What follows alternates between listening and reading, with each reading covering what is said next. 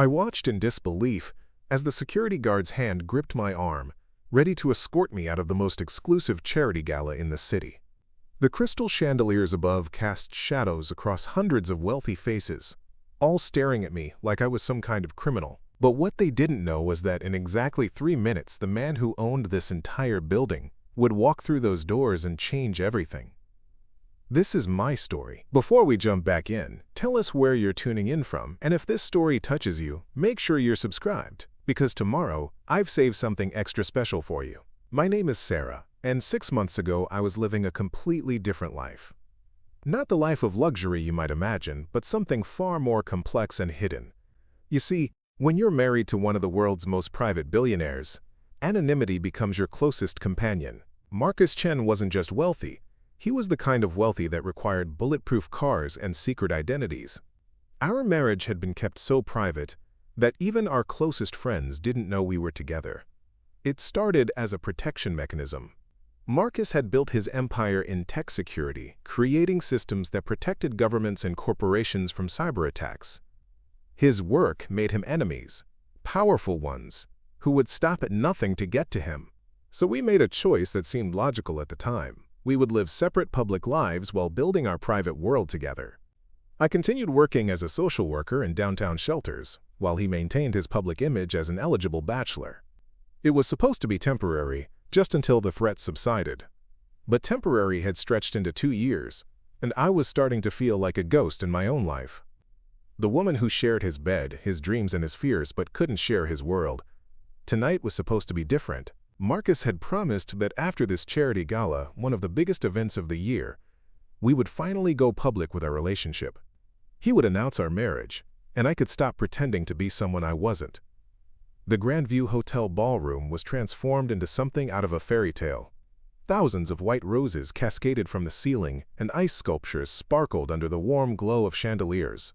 This wasn't just any charity event. It was the annual Children's Hope Foundation Gala, raising money for underprivileged kids. The irony wasn't lost on me that I spent my days working with these same children, yet I was about to be thrown out of an event meant to help them. I had arrived separately, as always, wearing the simple black dress Marcus had chosen for me. Nothing too flashy, nothing that would draw attention. I was supposed to blend in until he arrived, then we would make our grand announcement together. But blending in, I was learning, was harder than it looked when you didn't belong to this world of inherited wealth and social connections. The first sign of trouble came at the registration table. I handed over my invitation, a beautiful embossed card that had cost more than most people's monthly salary, to a woman whose smile disappeared the moment she saw my name. She was tall, blonde, and wearing enough diamonds to fund a small school. Her name tag read Victoria Ashworth, event coordinator. And she looked at me like I was something unpleasant she'd stepped in. Sarah Mitchell. She read slowly, as if the name itself was suspicious. I'm not familiar with you. Which family are you representing? The question caught me off guard. I had expected to simply check in and find my table, not undergo an interrogation. I'm here as a guest, I replied politely. I received an invitation. Victoria's eyes narrowed as she scanned her list again. Yes, I see your name here, but there's no family designation. These invitations are very exclusive, you know. They're only sent to families who have donated significant amounts to the foundation. I felt my cheeks burn with embarrassment. Around us, other guests were gliding through the check-in process effortlessly. Their names recognized immediately, their status unquestioned. I was holding up the line, becoming a spectacle when all I wanted was to disappear. I'm sure there's been no mistake, I said, trying to keep my voice steady. Perhaps you could just direct me to my table? Victoria made a show of examining the invitation under a magnifying glass, as if it might be counterfeit. The paper stock is correct, she said grudgingly, but I still don't understand how you received this. Do you work for one of the sponsor companies? The implication was clear. The only way someone like me could have gotten an invitation was through corporate sponsorship or as someone's employee. I'm here personally, I said, my voice stronger now. And I'd appreciate it if you could show me to my table. Victoria's smile was sharp as a blade. Of course. Table 47. She handed me a small card and pointed toward the very back of the ballroom, where I could see tables crowded with folding chairs instead of the elegant seating near the stage. It was clear that Table 47 was where they put the people who didn't quite belong but couldn't be turned away entirely. As I made my way across the ballroom, I could feel eyes following me. Conversations paused as I passed, and I heard whispers that weren't quite quiet enough. Who is she? I've never seen her before. She looks so ordinary. Each comment felt like a small cut, reminding me that despite being married to one of the most powerful men in the room, I was still an outsider. Preparing and narrating this story took us a lot of time, so if you are enjoying it, subscribe to our channel. It means a lot to us. Now back to the story. Table 47 was exactly what I'd expected. A collection of people who looked as uncomfortable as I felt. There was an elderly couple who had clearly won their seats in some kind of raffle, a young nonprofit worker who kept checking her phone nervously, and a middle-aged man who introduced himself as the owner of a small catering company that had donated services. We were the misfits, the people who had somehow earned our way into this exclusive world but didn't really belong. The elderly woman, Martha, was kind enough to explain the unspoken rules. "The real donors sit up front," she whispered, nodding toward the tables near the stage where I could see Victoria holding court. "Those are the families who give millions every year. We're what they call community representatives. Basically, we're here to make them feel good about including regular people."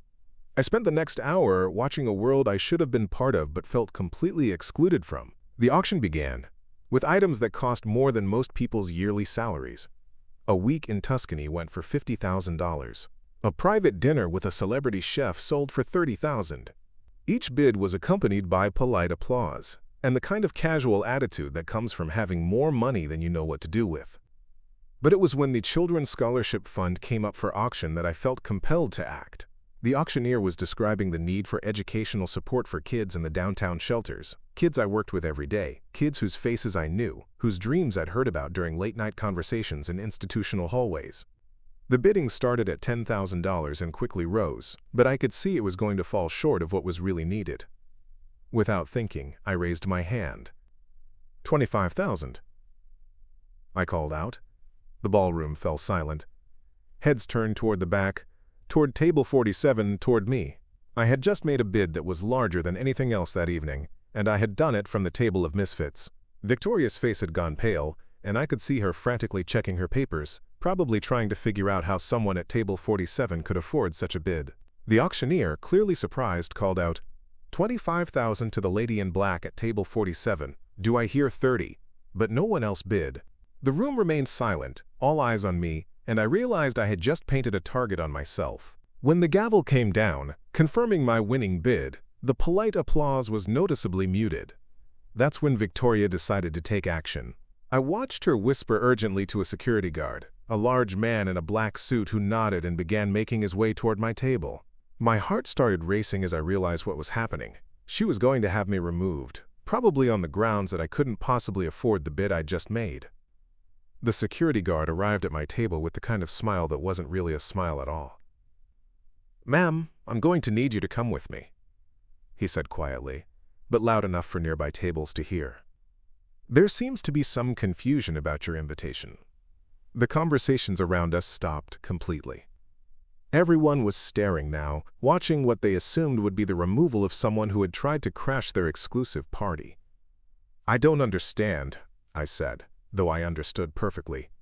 "Is there a problem with my bid?" The security guard's grip on my arm was firm but not rough. He was professional, the kind of person who was used to handling these situations discreetly. "We just need to verify a few things," he said. "If you could come with me quietly, we can sort this out." Quote, I felt the familiar burn of humiliation as I was led toward the exit, past tables full of people who were probably already crafting the story they would tell at their next dinner party about the woman who tried to pretend she belonged. Some looked entertained, others looked uncomfortable, but none of them spoke up. In their world, if security was removing you, you probably deserved it. But as we reached the main doors of the ballroom, everything changed. The doors burst open with enough force to make everyone turn and look. Standing in the entrance, commanding the attention of every person in the room, was Marcus. He was still in his travel clothes, A simple dark suit that somehow looked more expensive than anything else in the room, and his hair was slightly disheveled from rushing. He had clearly just arrived from the airport, probably having caught the first flight he could after his business meeting ran long. His eyes found mine immediately, and I saw something I had never seen before. Pure, unfiltered rage. Not at me, but at the situation, at the security guard whose hand was still on my arm, at the room full of people who had just watched his wife be humiliated. For a moment, the entire ballroom held its breath, sensing that something significant was about to happen but not understanding what. Marcus walked toward us with the kind of controlled intensity that made powerful people nervous. Each step echoed in the sudden silence, and I could feel the security guard's grip on my arm loosen slightly. He might not have known who Marcus was, but he could recognize power when he saw it. Victoria, who had been watching the scene unfold from across the room, was now pushing through the crowd, her face a mask of confusion and growing concern. When Marcus reached us, he didn't speak to the security guard or to Victoria. Instead, he looked directly at me, and his voice, when he spoke, was gentle but carried clearly across the silent room. "I'm sorry I'm late," he said, as if we were the only two people there. Traffic from the airport was impossible. Then he turned to the security guard, and his voice became something entirely different. Cold, commanding, and absolutely deadly. "Take your hands off my wife."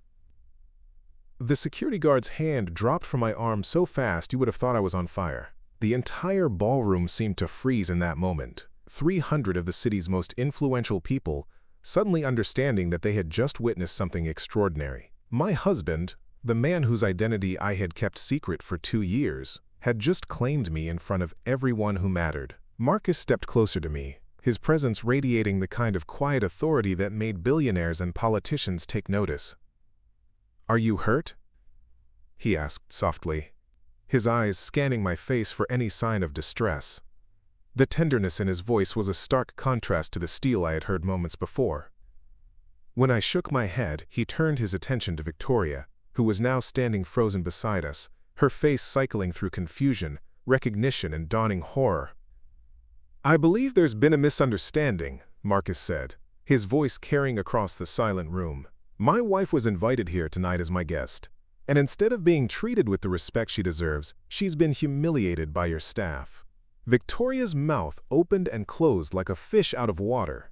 The woman who had been so confident in her authority minutes before was now face to face with someone whose donation history probably funded half the charity's annual budget. "Mr. Chen," she stammered, "I had no idea she was we weren't informed that you were married." Marcus's smile was sharp enough to cut glass. "That's exactly the point, Victoria. My wife doesn't need to announce her connection to me to deserve basic human dignity. She earned her place here through her own merit, her own contributions to this cause." He gestured toward the auction paddle still clutched in my hand. "She just outbid everyone in this room for the Children's Scholarship Fund." The crowd was murmuring now, a wave of whispered conversations rippling through the ballroom. Phones were appearing, and I realized that by tomorrow morning, our secret would be front-page news. 2 years of carefully maintained privacy were about to disappear in a matter of hours. But, looking at Marcus's face, seeing the pride and protectiveness there, I realized I didn't care anymore. "Ladies and gentlemen," Marcus said, his voice rising to address the entire room, "I'd like you to meet my wife, Sarah Chen." The formal introduction sent another wave of shock through the crowd. We've kept our marriage private for security reasons, but tonight, watching her passion for the cause we're all here to support, I realized that some things are more important than privacy. He took my hand, and the simple gesture felt like a declaration of war against everyone who had ever made me feel like I didn't belong.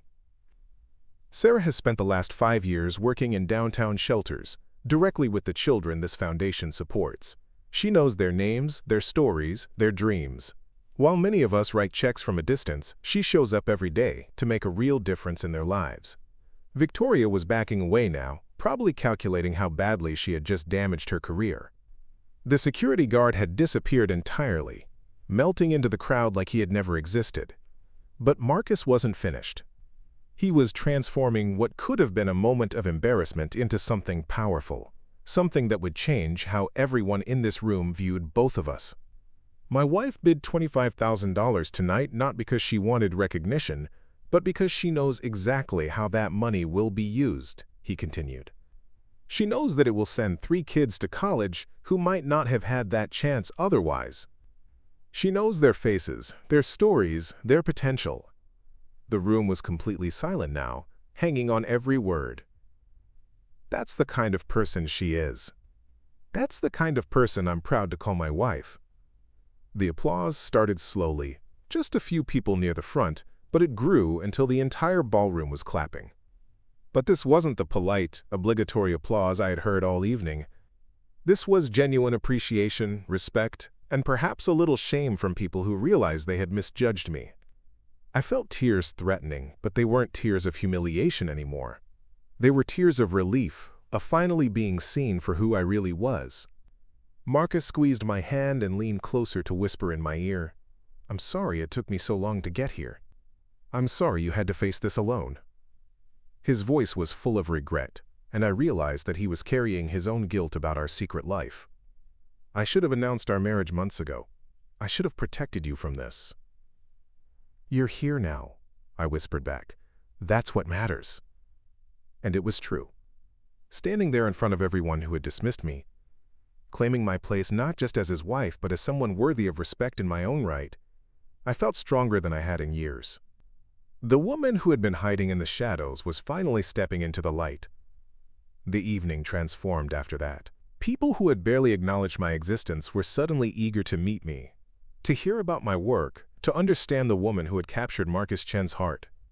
But more importantly, they were listening when I talked about the children, about the real impact their donations could have.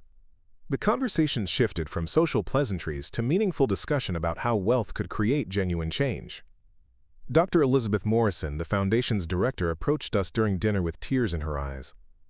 "Sarah, I've been hoping to meet you for months," she said. "The kids at the downtown shelter talk about you constantly. They call you their guardian angel." She turned to Marcus with something approaching awe. "You married an extraordinary woman. She's changed more lives in 5 years than most of us manage in a lifetime." Marcus's hand found mine under the table, and I felt him squeeze gently. "I know," he said simply. "That's why I fell in love with her." The pride in his voice was unmistakable, and I realized that our forced separation had been harder on him than I had understood.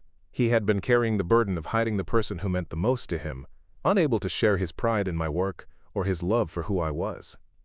As the evening progressed, something beautiful happened. The conversation at our table, we had been moved to the VIP section after Marcus's announcement, became a planning session for a new initiative. Marcus was pledging to match every donation made that evening, effectively doubling the foundation's fundraising total. But more than that, he was proposing a partnership that would bring his tech security expertise to help protect children in the digital world. "Sarah showed me that real change happens at the ground level," he told the gathered foundation board members. "I can write checks, but she can tell us where those checks will do the most good. I want to fund a new program that combines direct service with technological innovation." The idea that emerged was revolutionary. A comprehensive support system that would follow children from the shelters through college and into careers, using technology to maintain connections and provide ongoing mentorship. Victoria appeared at our table near the end of the evening, her earlier confidence replaced by obvious nervousness. "Mr. and Mrs. Chen," she said formally. "I wanted to personally apologize for the misunderstanding earlier. It won't happen again." Marcus looked at her for a long moment, and I could see him deciding how to respond. When he spoke, his voice was measured but firm. "Victoria, the issue wasn't that you didn't recognize my wife. The issue was that you treated someone badly because you assumed they didn't belong. That's a problem that goes beyond tonight." He paused, letting his words sink in. "I hope this experience helps you remember that everyone deserves respect, regardless of their background or connections." Victoria nodded quickly, clearly eager to escape the conversation. But Marcus wasn't finished. "The foundation does important work, but it can only succeed if it truly values the people it serves and the people who serve it. I hope you'll remember that going forward." It was a gentle but clear warning, change your approach, or find another job. After she left, Dr. Morrison leaned across the table. "You handled that perfectly," she said to Marcus. Victoria needed to hear that message, and frankly, so did a lot of other people in this room. She looked around at the gradually emptying ballroom. Tonight changed something here. People saw real passion, real commitment, and it reminded them why they're supposed to be here. As we prepared to leave, Martha from table 47 approached us shyly. "I just wanted to thank you both," she said. "What happened tonight? It reminded me that anyone can make a difference, no matter where they come from." She looked at me with something approaching wonder. "You showed us that it's not about having the right last name or knowing the right people. It's about caring enough to act." Marcus and I walked out of the Grandview Hotel hand in hand, and for the first time in 2 years, I felt like we were truly partners in every aspect of our lives. The photographers waiting outside didn't bother me anymore. The headlines that would appear in tomorrow's papers felt like freedom rather than exposure. We had nothing left to hide, nothing left to protect, except each other. In the car ride home, Marcus was quiet for a long time before he finally spoke. "I've been thinking about what you said months ago, about feeling like a ghost in your own life. I realize now that I made you feel that way. I was so focused on protecting you from my world that I forgot you might want to be part of it." His voice was full of regret, but also determination. "That changes now. No more secret lives, no more hiding who we are." "It wasn't just your decision," I said softly. "I agreed to the secrecy. I chose safety over authenticity, and that's on both of us." I looked out the window at the city lights, thinking about all the times I had felt isolated, disconnected from the life we were building together. But tonight proved something important. We're stronger together than we are apart. 6 months later, the Sarah and Marcus Chen Foundation for Children's Advocacy was officially launched, combining direct service with innovative technology to support kids transitioning out of the shelter system. I had left my job at the downtown shelter to run the foundation full-time, but I still spent several days each week working directly with the children. Marcus had integrated child safety protocols into his tech security business, creating systems that protected young people online while they pursued their education and career goals. The story of our secret marriage and dramatic public revelation had become something of a legend in philanthropic circles, but more importantly, it had sparked conversations about authenticity, respect, and the real meaning of belonging. Victoria had quietly left her position at the Children's Hope Foundation, and Dr. Morrison had implemented new training for all staff about treating every guest with dignity, regardless of their perceived status. But the most meaningful change was in our relationship. We were no longer living parallel lives that occasionally intersected. We were building something together, using our combined resources and skills to create change that neither of us could have achieved alone. The woman who had once hidden in the shadows was now standing confidently in the light, not because of who she had married, but because of who she had always been. Every morning when I arrived at the foundation offices, I was reminded of the lesson that night had taught me. True belonging isn't about being accepted by people who judge you based on your connections or your wealth. True belonging comes from knowing your own worth, standing up for your values, and surrounding yourself with people who see and appreciate who you really are. The night I was told to leave the reception became the night I finally came home to myself. Up next, you've got 2 more standout stories right on your screen. If this one hit the mark, you won't want to pass these up. Just click and check them out. And don't forget to subscribe and turn on the notification bell so you don't miss any upload from us.